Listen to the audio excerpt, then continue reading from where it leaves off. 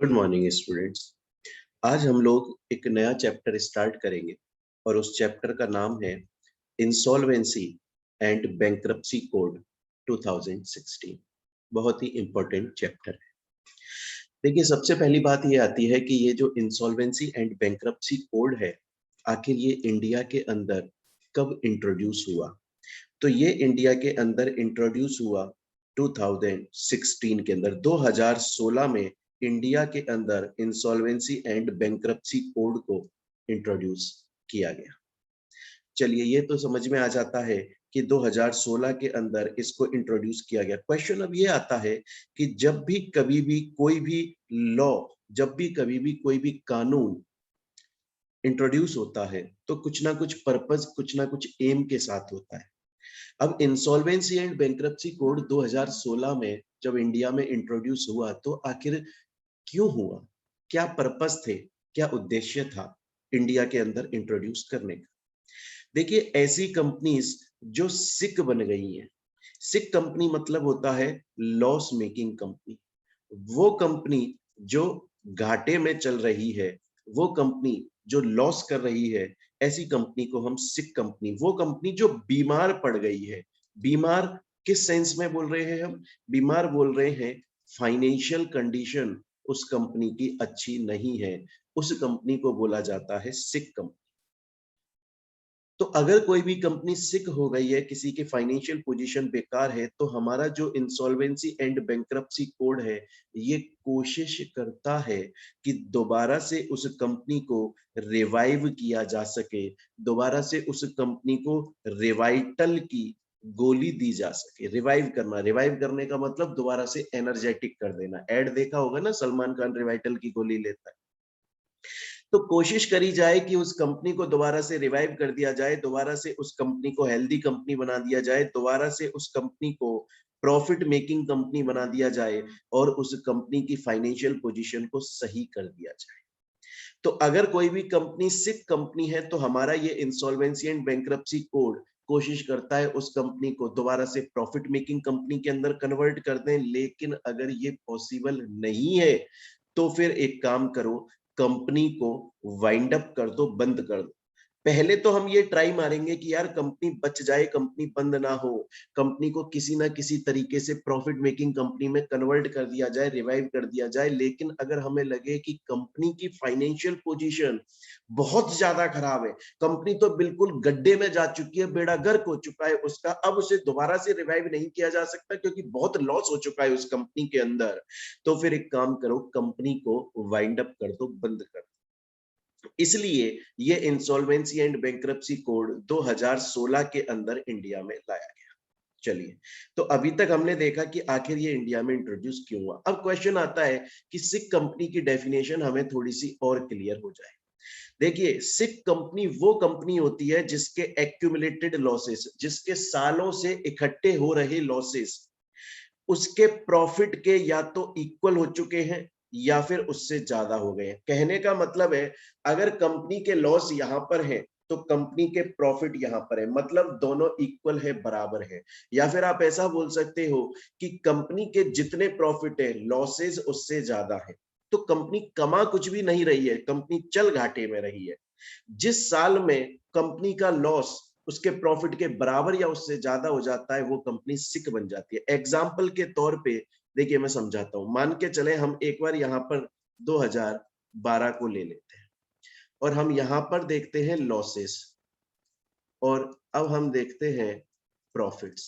समझते हैं, सपोज करो 2012 में कंपनी के लॉसेस है 50 करोड़ और कंपनी के प्रॉफिट्स हैं 100 करोड़, तो कंपनी सिक कंपनी नहीं है क्योंकि लॉसेस कम है। सपोज करो 2013 में कंपनी के अंदर 25 करोड़ लॉस ज्यादा हो गया, इंक्रीज हो गया लॉस, तो टोटल लॉसेस कितने हो गए? 75 करोड़। लेकिन प्रॉफिट पहले जितना ही है, 100 करोड़। लेकिन अभी भी कंपनी सिक नहीं है क्योंकि जो लॉसेस हैं वो प्रॉफिट के इक्वल नहीं हुए या उससे ज्यादा नहीं हुए। सपोज करो 2014 के अंदर 25 करोड़ और इंक्रीज हो गया लॉस, तो टोटल लॉसेस हो गए आपके 100 करोड़ और प्रॉफिट भी आपके कितने हैं? 100 करोड़। यहां पर जो कंपनी है वो सिक बन गई है। यहां पर कंपनी सिक कंपनी बन गई है क्योंकि इक्वल हो गए हैं लॉसेस और प्रॉफिट, इसको बोला जाता है सिक कंपनी। तो अभी तक हमने देखा इंसॉल्वेंसी और बैंक्रप्सी कोड 2016 में इंट्रोड्यूस हुआ इंडिया में। उसका पहला ऑब्जेक्टिव था रिवाइव करना उन कंपनीज को जो कंपनी सिक बन गई है, लेकिन अगर पॉसिबल नहीं है तो फिर उन कंपनीज को वाइंड अप कर देना बंद कर देना। चलिए अब देखते हैं इसके आगे। अब क्वेश्चन ये आता है और स्टूडेंट के दिमाग में भी आता है, सर आपने बोला इंसॉल्वेंसी और बैंक्रप्सी कोड 2016 में आया, सर आने की कहानी क्या थी इसकी? क्या सर 2016 से पहले कंपनियां सिक नहीं बनती थी? क्या सर 2016 से पहले कंपनीज इंसॉल्वेंट नहीं होती थी? क्या उनकी पहले फाइनेंशियल पोजीशन खराब नहीं होती थी? होती थी, बिल्कुल होती थी। 2016 से पहले भी कंपनी सिक बनती थी। तो सर फिर ये तो इंसॉल्वेंसी बैंक्रप्सी कोड तो 2016 में आया है, उससे पहले कौन सा कानून था जो कंपनीज को, सिक कंपनी को प्रॉफिट में कन्वर्ट कर देता था, रिवाइव कर देता था, रिवाइटल की गोली दे देता था? तो भैया अगर हम बात करें 2016 से पहले, तो हम पढ़ते हैं कि आखिर आईबीसी इंट्रोड्यूस क्यों हुआ। देखिए 2016 से पहले इंडिया के पास में कानून तो थे जो कंपनी को रिवाइव करने की बात करते थे, लेकिन कोई एक सिंगल कानून नहीं था, बल्कि बहुत सारे कानून थे।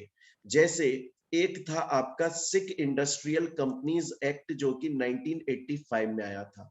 एक था आपका डेट रिकवरी ट्राइब्यूनल जो कि 1993 में आया था। एक था आपका सार्फ एसआई जो कि आपका 2002 में आया था। तो ऐसा नहीं था कि हमारे पास में कानून नहीं थे, कानून थे हमारे पास में। दिक्कत ये थी कि ये जो कानून थे, ये कोई एक अकेला कानून इतना एडिक्वेट नहीं था, इतना कैपेबल नहीं था कि अकेला कानून जो है वो कंपनीज को रिवाइव कर दे। तो हमें ये सभी कानून को फुलफिल करते हुए, सभी लॉज को फुलफिल करते हुए कंपनीज को रिवाइव करने की कोशिश करनी पड़ती थी। और क्योंकि लॉज बहुत ज्यादा थे, तो उस केस में क्या हो जाता था? उस केस में देखिए ये लिखा हुआ है कि डिले हो जाता था। अरे ये बात समझ में, उस केस में क्या हो जाता था? उस केस में डिले हो जाता था, लेट हो जाता था। देखो डिले हो जाता था और रिजल्ट क्या निकलता था? रिजल्ट निकलता था क्योंकि लेट हो गए हम कंपनी को रिवाइव करने में। आप किसी बीमार कंपनी को रिवाइटल की गोली देने में लेट हो जाओगे तो मर जाएगी ना वो, तो वो बंद हो जाती थी। या फिर हम उसका किसी दूसरी प्रॉफिट मेकिंग कंपनी के अंदर मर्जर कर देते थे। जैसे कि मान के चलो ए कंपनी जो है वो सिक कंपनी है, और मान के चलो बी कंपनी जो है वो प्रॉफिट मेकिंग कंपनी है। तो अब ए कंपनी जो है वो सिक कंपनी है, उसकी हालत खराब है, या तो उसको बंद कर दो या फिर एक काम करो उसे बी कंपनी प्रॉफिट के अंदर मर्ज कर दो, तो कम से कम कंपनी के एम्प्लॉइज बेरोजगार तो नहीं होंगे। तो ऐसा नहीं था 2016 से पहले हमारे पास में कोई कानून नहीं थे रिवाइव करने के लिए, कानून तो थे लेकिन सिंगल कानून नहीं था। तो प्रॉब्लम ये होती थी कि इतने सारे कानून को फुलफिल करने के चक्कर में कंपनीज को रिवाइव कर पाना बहुत लेट हो जाता था, बहुत डिले हो जाता था, और रिजल्ट ये निकलता था कि कंपनीज जो है वो वाइंड अप हो जाती थी, कंपनीज जो है वो बंद हो जाती थी। इसलिए हमें उस वक्त जरूरत महसूस हुई कि क्यों ना हमारे पास में एक ऐसा सिंगल कानून हो कि हम सिर्फ उसी कानून को फॉलो कर दें और कंपनीज को रिवाइव कर ले। हमें बहुत सारे कानून को मानने की जरूरत ना हो, हमें स्पीड अप करना था रिवाइव करने का प्रोसेस, जिससे बिजनेस को सपोर्ट मिले और वो बंद ना हो जाएं। तब जाकर हम लेकर आए insolvency and bankruptcy code, IBC code को लाया गया 2016 में। तो ये थी इंसॉल्वेंसी एंड बैंक्रप्सी कोड के जन्म लेने की, पैदा होने की कहानी।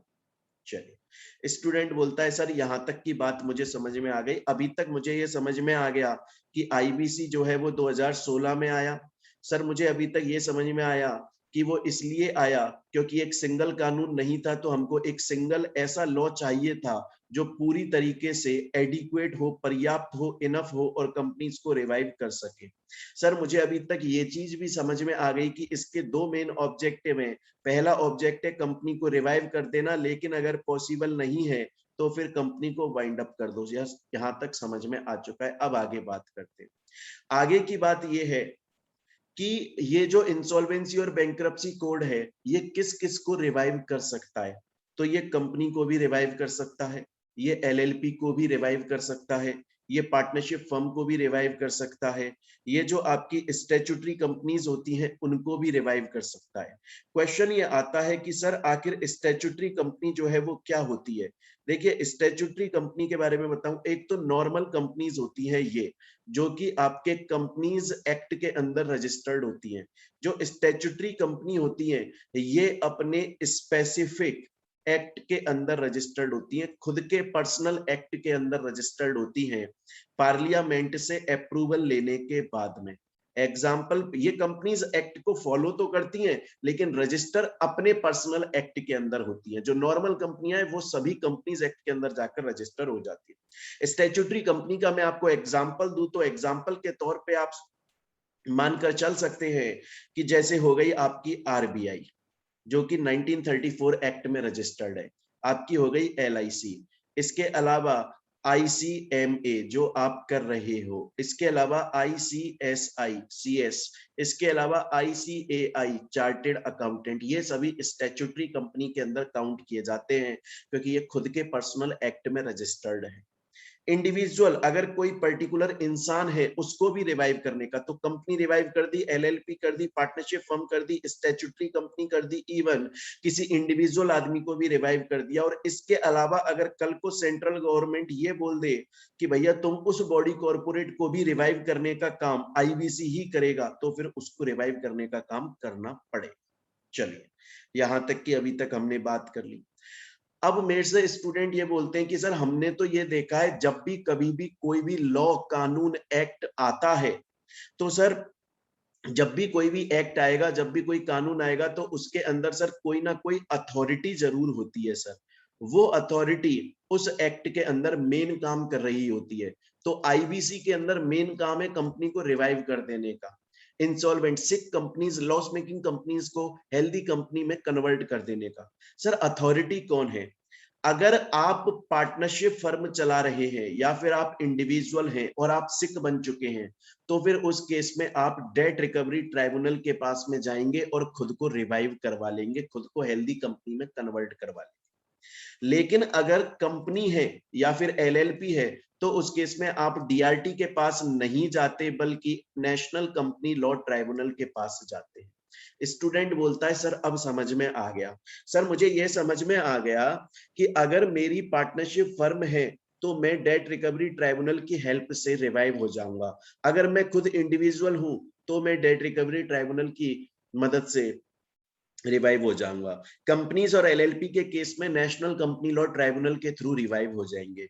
लेकिन सर मेरा एक डाउट है सर मेरा क्वेश्चन ये है, सपोज करें सर मैं पार्टनरशिप फर्म चलाता हूं, सपोज करें सर कि मेरी पार्टनरशिप फर्म सिक बन गई है, सपोज करें सर मैं उसको रिवाइव करना चाहता हूं इसलिए मैंने डेट रिकवरी ट्राइब्यूनल के पास एप्लीकेशन लगा दी, सपोज करें सर डीआरटी ने एक ऑर्डर पास करा, हो सकता है वो ऑर्डर हो कि इसको रिवाइव कर दो, हो सकता है शायद ऐसा हो, या फिर ऐसा हो सकता है कि डीआरटी बोले अब इसको रिवाइव नहीं कर सकते, बंद कर दो। सर जो भी ऑर्डर डीआरटी ने पास किया मैं सर उससे सेटिस्फाइड नहीं हूं सर, मुझे लगता है डीआरटी का ऑर्डर सही नहीं है सर। मेरी पार्टनरशिप फर्म की एप्लीकेशन मैंने डीआरटी को लगाई थी, डीआरटी ने अपना ऑर्डर पास करा, मैं उसके ऑर्डर से ना खुश हूं सर, मैं क्या करूं? मैं डीआरटी के ऑर्डर के खिलाफ अपील लगा सकता हूं क्या?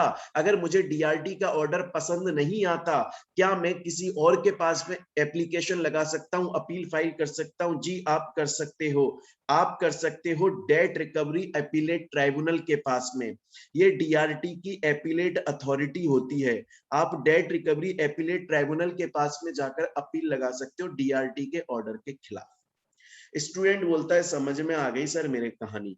सर क्या इसी तरीके से अगर मैं कंपनी चला रहा हूं, मैंने नेशनल कंपनी लॉ ट्राइब्यूनल को एप्लीकेशन लगाई कि मेरी कंपनी सिक बन गई है आप रिवाइव कर दो, सर एनसीएलटी ने ऑर्डर पास करा लेकिन मुझे लगता है सर वो ऑर्डर सही नहीं है, तो फिर एनसीएलटी के ऑर्डर के खिलाफ आप इसकी एपीलेट अथॉरिटी के पास चले जाओ जिसका नाम है national company law appellate tribunal. मेरे ख्याल से यहां तक की बात समझ में आ गई। तो देखिए एक बार दोबारा से रिवाइज करें। देखिए मेरी आदत है, मैं रिवाइज साथ में कराता रहता हूं, जिससे कि आप लोग हमने जो अभी तक पढ़ा है वो एकदम माइंड में क्लियर हो, तभी जो हम आगे पढ़ रहे हैं वो आपको आसानी से समझ में आता रहे, मन लगा रहे। देखें, हमने देखा इंसॉल्वेंसी एंड बैंक्रप्सी कोड आया 2016 में इंडिया के अंदर। इसलिए आया क्योंकि हमें एक सिंगल कानून की जरूरत थी जो कंपनीज को रिवाइव कर सके। इसके दो ऑब्जेक्ट हैं। इसका जो पहला ऑब्जेक्ट है वो है कंपनीज को रिवाइव कर देना, दोबारा से हेल्दी कंपनी में कन्वर्ट कर देना, जिससे कंपनी कम से कम बंद ना हो, क्योंकि जब कंपनी बंद हो जाती है तो शेयर होल्डर्स, एम्प्लॉइज, लेबर सबका लॉस हो जाता है, बहुत सारे लोग बेरोजगार हो जाते हैं। लेकिन अगर पॉसिबल नहीं है कंपनी को रिवाइव कर पाना, तो एक काम कर दो, फिर उसको बंद कर दो। उसके बाद में फिर हम लोगों ने पढ़ा कि ये किसके ऊपर एप्लीकेबल है, ये कंपनी के ऊपर भी एप्लीकेबल है, एलएलपी पर भी एप्लीकेबल है, पार्टनरशिप फर्म पर भी एप्लीकेबल है, स्टैट्यूटरी कंपनी पर भी एप्लीकेबल है, इंडिविजुअल पर्सन के ऊपर भी एप्लीकेबल है, और कल को सेंट्रल गवर्नमेंट किसी और के लिए अप्लाई कर देगा तो हम उसका भी इंसॉल्वेंसी बैंक्रप्सी कोड के अंदर रिवाइव करना स्टार्ट कर देंगे। इसमें अथॉरिटी कौन है? अगर पार्टनरशिप फर्म या इंडिविजुअल का केस है तो डेट रिकवरी ट्राइब्यूनल, उसके ऑर्डर के खिलाफ इसकी एपीलेट अथॉरिटी के पास चले जाओ, डीआरएटी के पास। अगर कंपनी या एलएलपी का केस है तो नेशनल कंपनी लॉ ट्राइब्यूनल, उसके ऑर्डर के खिलाफ उसकी एपीलेट अथॉरिटी के पास में चले जाओ। चलिए यहां तक की बात समझ में आ गई। मैंने बार बार बोला दो मेन ऑब्जेक्ट होते हैं, दोनों मेन ऑब्जेक्ट यहां पर लिखे हुए हैं। देखिए अपन बहुत बार पढ़ चुके हैं कि ऑब्जेक्ट क्या है, मैंने आपको बताया। इसके जो ऑब्जेक्ट है वो एक तो है कंपनी को रिवाइव कर देना, और दूसरा है अगर पॉसिबल नहीं है तो फिर कंपनी को क्या कर देना, कंपनी को बंद कर देना। चलिए अब इसके बाद में नेक्स्ट चलते हैं। अब हम देखेंगे कि इसको रिवाइव करने का आखिर प्रोसेस क्या होता है। अब रिवाइव करने के प्रोसेस के लिए सबसे पहले आप ये समझ लो कि ये जो इंसॉल्वेंसी और बैंक्रप्सी कोड है, इसके अंदर बहुत सारे लोग हैं जो काम कर रहे हैं। सबसे ऊपर है नेशनल कंपनी लॉ ट्राइब्यूनल, उसके नीचे काम करता है इंसॉल्वेंसी एंड बैंक्रप्सी कोड, जिसको हम आईबीबीआई बोलते हैं। उसके नीचे काम करता है इंसॉल्वेंसी प्रोफेशनल एजेंसी और इंफॉर्मेशन यूटिलिटी, और इंसॉल्वेंसी प्रोफेशनल एजेंसी के नीचे काम करता है रिजोल्यूशन प्रोफेशनल। जब भी कोई कंपनी सिक बन जाती है, बीमार बन जाती है, तो ये सब लोग मिलकर उस कंपनी को रिवाइव करने का काम करते हैं, या फिर पॉसिबल नहीं हो पाता तो वाइंड अप करने का ऑर्डर पास करते हैं। अब मैं एक बार आपको ये समझाता हूं कि आखिर रिवाइव करने का काम चलता कैसे है, होता कैसे है। देखिए सबसे पहले मैं आपको समरी समझाऊंगा, और मैं आपको समरी क्यों समझाऊंगा, जिससे एक बार अगर अपने दिमाग में समरी क्लियर हो गई तो फिर हमको थोड़ा सा आइडिया मिल जाएगा कि हम आगे पढ़ने क्या वाले हैं। ठीक है, तो देखिए हम बात करते हैं सबसे पहले कि ये है आपका क्रेडिटर। कौन है? HDFC bank. हम मानकर चलते हैं कि एचडीएफसी बैंक ने रिलायंस कंपनी को लोन दिया था। रिलायंस कंपनी को क्या दिया था? रिलायंस कंपनी को लोन दिया था। तो एचडीएफसी बैंक ने अगर पैसा दिया है रिलायंस को, तो एचडीएफसी बैंक अपना पैसा वापस भी मांगता होगा, इसलिए हम एचडीएफसी बैंक को बोलते हैं क्रेडिटर। और क्योंकि रिलायंस ने पैसा लिया है और उसे पैसा वापस करना है, तो हम रिलायंस को बोलेंगे यहां पर डेटर। अब देखिए एचडीएफसी बैंक ने नोटिस दिया। क्या दिया? एचडीएफसी बैंक ने नोटिस दिया, क्रेडिटर ने नोटिस दिया इस डेटर को कि मेरा पैसा मुझे रीपे कर दो। लेकिन जो डेटर है उसने पैसा रीपे नहीं किया। तो हमारा जो इंसॉल्वेंसी एंड बैंक्रप्सी कोड है वो क्या बोलता है? ये बोलता है कि इफ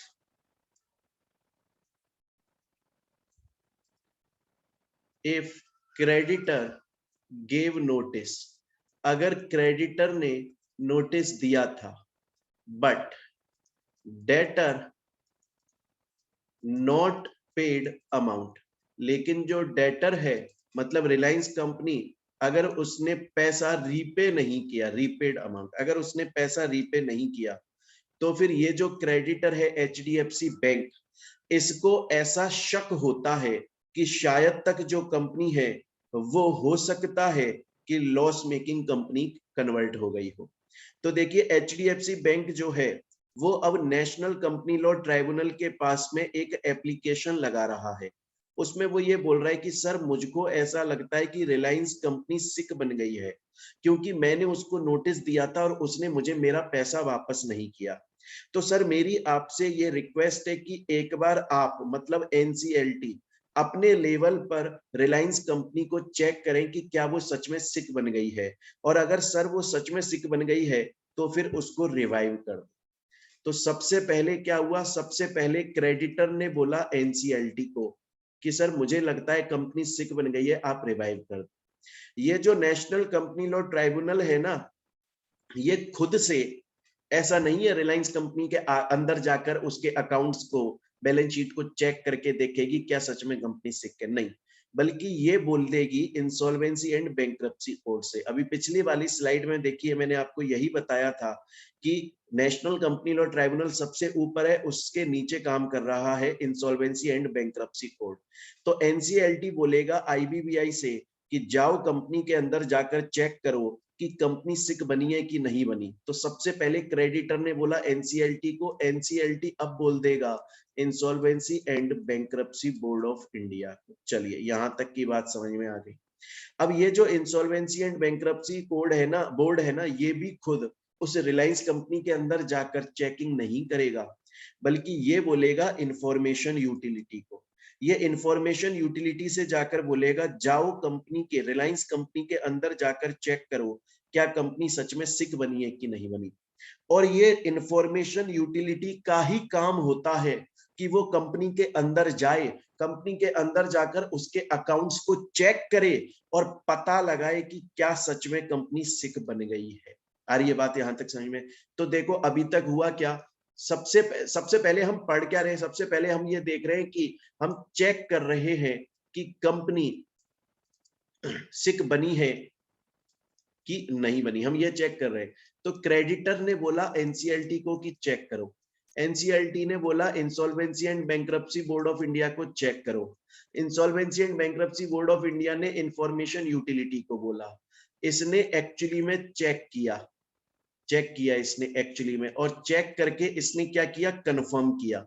फिर ये बोलेगा आईबीबीआई से कि कंपनी जो है वो सिक बन गई है, आईबीबीआई एनसीएलटी से बोलेगा कंपनी भैया सिक बन गई है, एनसीएलटी क्रेडिटर से बोलेगा भैया कंपनी सिक बन गई है, अब हम इसको रिवाइव करते हैं। अभी तक हमने कंपनी को चेक किया, अब रिवाइव करने का काम कैसे होगा, अब दोबारा से वही प्रोसेस चलेगा। एनसीएलटी जो है वो दोबारा से आईबीबीआई से बोलेगा कि तुमने बहुत अच्छा काम किया, मुझे ये बताया कंपनी सिक बन गई है, अब जाओ कंपनी के अंदर जाकर मुझे ये बताओ कि क्या कोई ऐसी स्कीम बन सकती है जिससे कंपनी को रिवाइव करे। तो स्कीम बनाने की कोशिश करो। कौन बोल रहा है, एनसीएलटी। किसको बोल रहा है, आईबीबीआई को। आईबीबीआई फिर दोबारा से खुद नहीं जाएगा, अब की बार किसको बोलेगा, इंसॉल्वेंसी प्रोफेशनल एजेंसी को बोलेगा। और वो किसको बोलेगा, वो जो प्रोफेशनल जो रिजोल्यूशन जो बनाएगा दोबारा से स्कीम को और रिवाइव करेगा। देखियो यही लिखा हुआ है, अगर कंपनी सिक बन जाती है तो इंसॉल्वेंसी एंड बैंक्रप्सी बोर्ड जो है वो एजेंसी से बोलता है कि जाओ कोशिश करो कंपनी को रिवाइव करने की किसी ना किसी तरीके से। और ये जो एजेंसी है ये खुद नहीं जाती, इंसॉल्वेंसी प्रोफेशनल को बोलती है कि जाओ। तो देखो अब दो चीजें हो गई, पहला हुआ कंपनी को चेक करने का प्रोसेस कि सिक है कि नहीं। तो कैसे हुआ, क्रेडिटर से एनसीएलटी, एनसीएलटी से आईबीबीआई, आईबीबीआई से इंफॉर्मेशन यूटिलिटी। ये हो गया कंपनी को चेक करने का। अब स्कीम बनाने का, तो एनसीएलटी से आईबीबीआई सेम है, आईबीबीआई से इंसॉल्वेंसी रिजोल्यूशन एजेंसी, इसको प्रोफेशनल एजेंसी भी बोलते हैं, और फिर ये बोलेगा इंसॉल्वेंसी प्रोफेशनल। ये अभी तक मैंने आपको ये रिवाइव करने का जो प्रोसेस है वो शॉर्ट में बताया है। देखिए ये जो इंसॉल्वेंसी प्रोफेशनल है ना, इसका काम होता है कि कुछ ना कुछ स्कीम बनाने की कोशिश करना, make any scheme to revive company.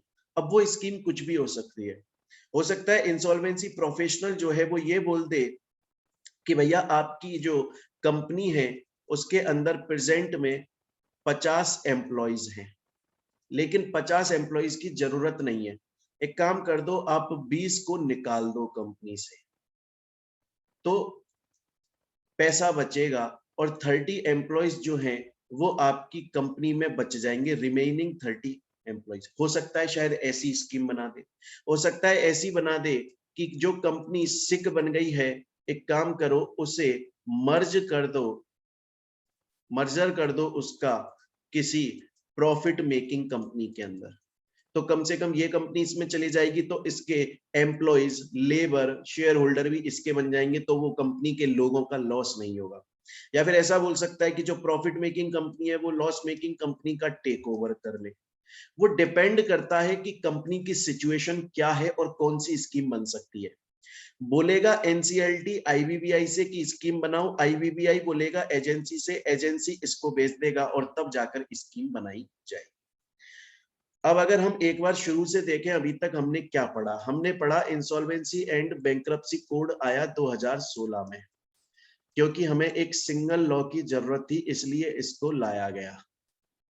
इसके बाद में हमने पढ़ा ये जो है वो दो ऑब्जेक्टिव होते हैं इसके, कंपनीज को रिवाइव करना अगर पॉसिबल है, अदरवाइज वाइंड अप कर देना जब ऐसा लगे कि किसी भी तरीके से रिवाइव नहीं कर सकते।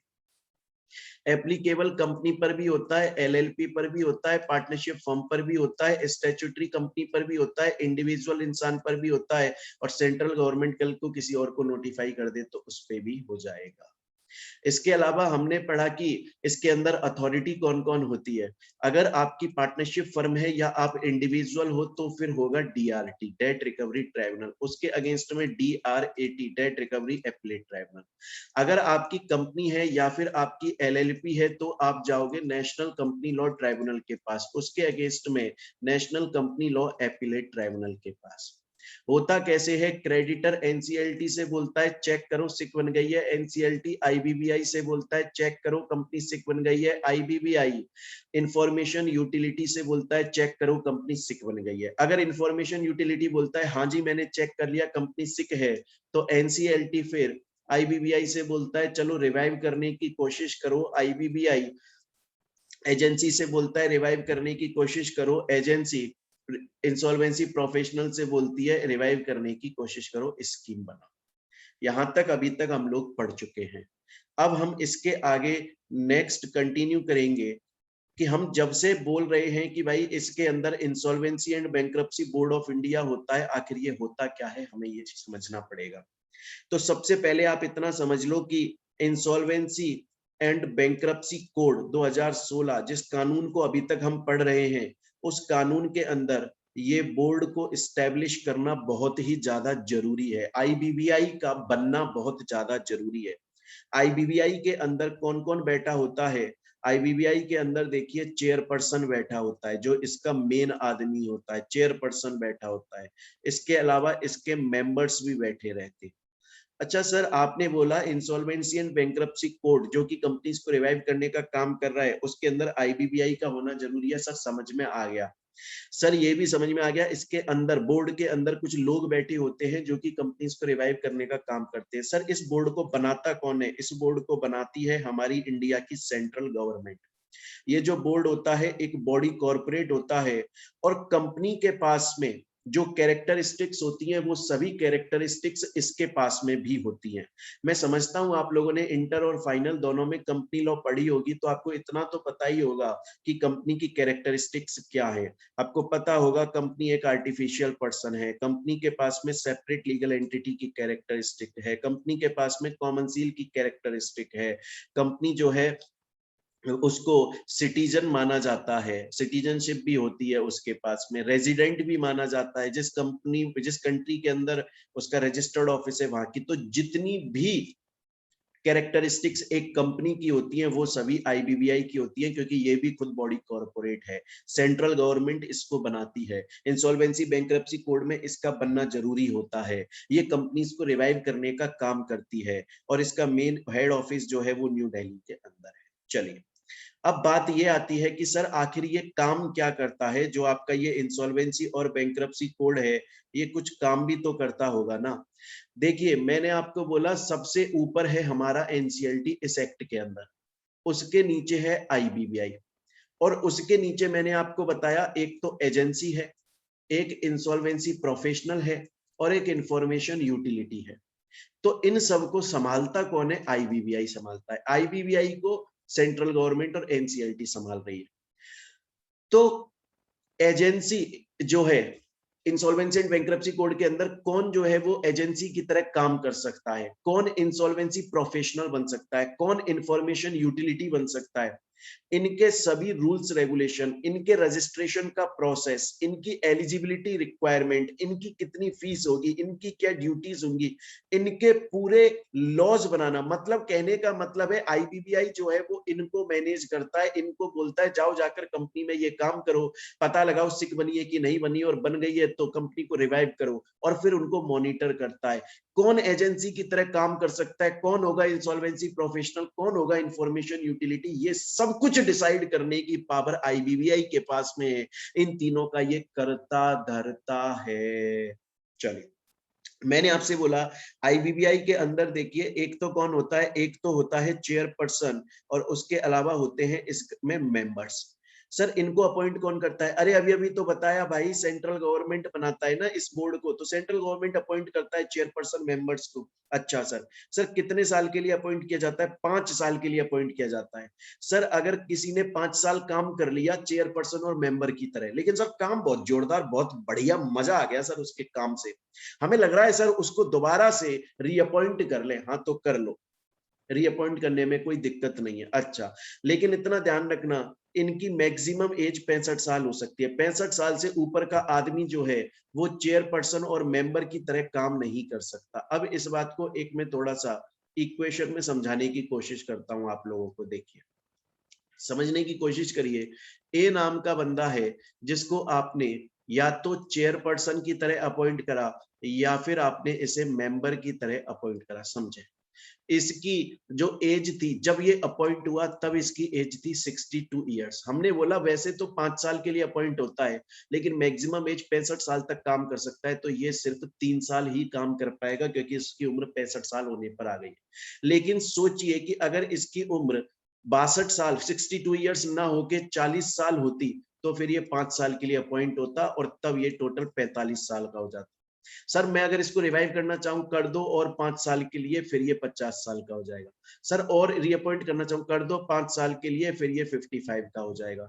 सर और रीअपॉइंट कर दो 5 साल के लिए, फिर ये 60 का हो जाएगा। सर और रीअपॉइंट कर दूं 5 साल के लिए, कर दो 65 का हो जाएगा। सर और कर दूं, नहीं, मैक्सिमम एज 65 साल, इससे ऊपर का आदमी अब आईबीसी के अंदर काम नहीं कर सकता। बच्चा बोलता है सर समझ में आ गया मुझे, आईबीबीआई के बारे में जो जो आपने बताया सब समझ में आ गया। आपने आईबीबीआई के बारे में बताया आईबीसी में बनना जरूरी है इसका, सेंट्रल गवर्नमेंट इसको बनाती है, हेड ऑफिस इसका न्यू दिल्ली के अंदर है। इसका मेन काम जो होता है, वो मेन काम होता है एक तो जो आपकी एजेंसी है, इसके अलावा जो इंसॉल्वेंसी प्रोफेशनल है, उसके अलावा इंफॉर्मेशन, इनको मैनेज करना, इनकी अपॉइंटमेंट देखना, इनका रिमूवल देखना, इनकी ड्यूटी, मतलब इनका करता धरता होता है सर। और इसके अंदर जो लोग अपॉइंट होते हैं वो 5 साल के लिए अपॉइंट होते हैं, सेंट्रल गवर्नमेंट ही अपॉइंट करती है, उन्हें रीअपॉइंट भी किया जा सकता है, लेकिन मैक्सिमम एज होती है सर 65 ईयर्स। समझ में आ गया? चलिए, अब बात करेंगे हम एजेंसी। अब हम आ जाते हैं इंसॉल्वेंसी प्रोफेशनल एजेंसी।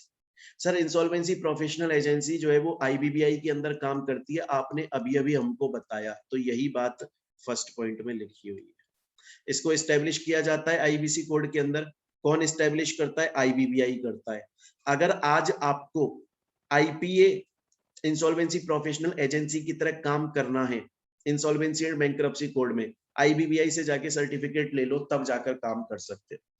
अच्छा सर समझ में आ गया। सर एक बात बताओ, आईबीबीआई जो है वो एक टाइम पर किसी एक को ही सर्टिफिकेट इशू करता है एजेंसी की तरह काम करने का, या एक से ज्यादा को भी कर सकता है? भैया इंडिया बहुत बड़ा है, इंडिया में बहुत सारे स्टेट राज्य आते हैं, एक एजेंसी पूरे इंडिया को संभाल लेगी? नहीं यार, बहुत सारी एजेंसियों को ये देता है पावर, तो एक बार में बहुत सारी एजेंसियां रजिस्टर्ड हो जाती है। चलिए सर, मेरी एक कंपनी है, क्या मैं उस कंपनी को इंसॉल्वेंसी बैंक्रप्सी कोड के अंदर आईपीए वाली एजेंसी बना दूं क्या? ये वाली एजेंसी बना सकता हूं? बना सकते हो अगर आपकी कंपनी सेक्शन 8 कंपनी है। सेक्शन 8 कंपनी का मतलब होता है कि चैरिटेबल कंपनी, मतलब वो कंपनी जो प्रॉफिट कमाने के लिए काम नहीं कर रही है, बल्कि सोशल वर्क के लिए काम कर रही है, लोगों के फायदे के लिए। अगर ये है आपकी कंपनी, तो फिर आप इसे इंसॉल्वेंसी प्रोफेशनल एजेंसी की तरह खोल सकते हो, कोई दिक्कत वाली बात नहीं। चलिए ठीक है सर, समझ में आ गया। सर मेरी एक और डाउट ये है कि सर एक कंपनी है मेरी जो कि सेक्शन 8 कंपनी है, तो सर क्या आंख बंद करके मैं इसको इंसॉल्वेंसी प्रोफेशनल एजेंसी की तरह रजिस्टर्ड करवा सकता हूँ, आईबीबीआई से सर्टिफिकेट ले सकता हूँ, या और कोई कंडीशन भी है? दो कंडीशन और है सर। कौन कौन सी है दो कंडीशन? पहली कंडीशन है कि कंपनी की जो नेटवर्थ है वो कम से कम 10 करोड़ की होनी जरूरी है, 10 करोड़ से ज्यादा हो, 10 करोड़ से कम ना हो। एंड सर दूसरी condition, paid up share capital कम से कम 5 करोड़। क्या सर इन दोनों में से कोई एक कंडीशन पूरी हो जाए तो काम चलेगा? नहीं भैया, बीच में एंड लिखा है और नहीं लिखा, दोनों कंडीशंस का पूरा होना मैंडेटरी है। तो सर मुझे अभी तक जो आपकी बात समझ में आई है ना, वो ये चीज समझ में आई है इस इंसॉल्वेंसी प्रोफेशनल एजेंसी से रिलेटेड कि अगर आप इंसॉल्वेंसी प्रोफेशनल एजेंसी रजिस्टर करना चाहते हैं तो सबसे पहली बात सेक्शन 8 कंपनी होनी चाहिए, नेटवर्थ कम से कम 10 करोड़ की हो, शेयर कैपिटल कम से कम 5 करोड़ की हो, और आईबीबीआई से सर्टिफिकेट लेना पड़ता है। ये समझ में आ गया सर मुझको? चलिए ठीक है सर, मेरा एक क्वेश्चन था अब, एक मिनट सर। अब मेरा क्वेश्चन ये है कि सर एक कंपनी है जिसका नाम है बीइंग ह्यूमन। सर ये सेक्शन 8 कंपनी है और इसकी नेटवर्थ और पेड अप कैपिटल भी उतनी है जितनी आप बोल रहे हो, 10 करोड़ 5 करोड़। क्या सर ये इंसॉल्वेंसी प्रोफेशनल एजेंसी की तरह काम कर सकती है? Yes sir. बीइंग ह्यूमन की एक सब्सिडरी कंपनी है, किसकी? बीइंग ह्यूमन की। सर उसका नाम है एबीसी। सर वो भी सेक्शन 8 कंपनी है और वो भी नेटवर्थ और पेड अप शेयर कैपिटल की रिक्वायरमेंट को फुलफिल करती है। क्या वो भी इंसॉल्वेंसी प्रोफेशनल एजेंसी की तरह काम कर सकती है? यस। अच्छा सर, इस एबीसी की भी एक सब्सिडरी कंपनी है XYZ। सर वो भी सेक्शन 8 कंपनी है और इन दोनों रिक्वायरमेंट को फुलफिल करती है। वो कर सकती है? नहीं। क्यों? क्योंकि सब्सिडरी कंपनी तो कर सकती है लेकिन सब्सिडरी की सब्सिडरी नहीं कर सकती है। देखो, सब्सिडरी की सब्सिडरी, तो एबीसी जो है वो बीइंग ह्यूमन की सब्सिडरी थी, कोई दिक्कत नहीं है, एबीसी कर सकती थी। लेकिन XYZ तो खुद सब्सिडरी है, किसकी? जो ऑलरेडी सब्सिडरी है उसकी, तो ये नहीं कर सकती। आ रही है बात यहां तक समझ में? चलिए अब इसके फिर, तो अभी तक हमने इतना पढ़ लिया। अब बात आती है इंसॉल्वेंसी प्रोफेशनल। ये एक इंडिविजुअल आदमी होता है और एजेंसी के पास रजिस्टर्ड होता है। इंफॉर्मेशन यूटिलिटी आईबीबीआई के पास में रजिस्टर्ड होता है। याद रखिएगा इस चीज को, यहां तक क्लियर है? तो इतना याद रखना, ये इंफॉर्मेशन यूटिलिटी जो वर्क करता है, काम जो करता है, वो करता तो एजेंसी के अंडर में है, वो करता तो एजेंसी के अंडर में है, लेकिन रजिस्टर्ड आईबीबीआई के पास होता है, ये रजिस्टर्ड एजेंसी के पास होता है। तो अब अगर मैं ये बोलूं कौन किसके पास में रजिस्टर्ड है, एक बार हम ये देखें तो आईबीबीआई रजिस्टर्ड है सेंट्रल गवर्नमेंट के पास, एजेंसी रजिस्टर्ड है आईबीबीआई के पास, इंसॉल्वेंसी प्रोफेशनल रजिस्टर्ड है एजेंसी के पास, और इंफॉर्मेशन यूटिलिटी रजिस्टर्ड है आईबीबीआई के पास। तो आईबीबीआई के पास में एजेंसी और यूटिलिटी, क्योंकि इसका काम सिर्फ ये चेक करना होता है कंपनी सिक है कि नहीं। तो अभी तक हम लोगों ने जितना पढ़ा मेरे ख्याल से आपको समझ में आ गया होगा। तो आज की क्लास में हम इसको इतना ही रखते हैं। नेक्स्ट क्लास में ये चैप्टर हमारा खत्म हो जाएगा, फिर हम आगे कंटिन्यू करेंगे। Thank you.